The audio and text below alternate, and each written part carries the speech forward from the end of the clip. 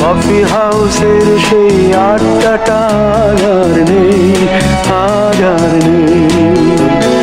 কোথায় হারিয়ে গেল সোনালি বিকেলগুলো সেই আজ আর নেই। লা লা লা লা লা লা লা লা লা লা লা লা লা লা।